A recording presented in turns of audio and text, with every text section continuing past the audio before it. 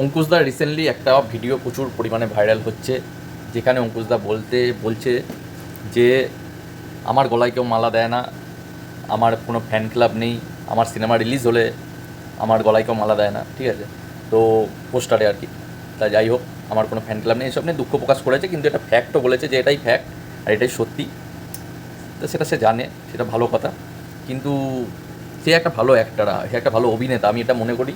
এবং তার কাছে যদি ভালো গল্প, ভালো স্ক্রিপ্ট সব কিছু যায়, ভালো কিছু, তাহলে সে ভালো অ্যাক্টিং ভাই করতে পারে, এতটুকু আমার বিশ্বাস আছে।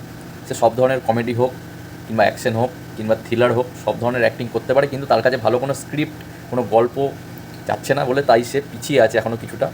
আমি বলবো যে ইয়াস আছে আমাদের বাংলার, তার থেকে আমার অঙ্কুশকে বেশি ভালো লাগে, বেশি পছন্দ। অনেকে তো আবার দেবের ভাইও বলে অঙ্কুশকে, মানে দেবের মতোই হ্যান্ডসাম লুক, চেহারা অনেক টাইপের, তাই জন্য বলে, অনেকেই বলে, ঠিক আছে? তা যাই হোক না কেন, এটাই হচ্ছে কথা। সে দুঃখ প্রকাশ করছিল আর ভিডিওটাও প্রচুর ভাইরাল হচ্ছিল।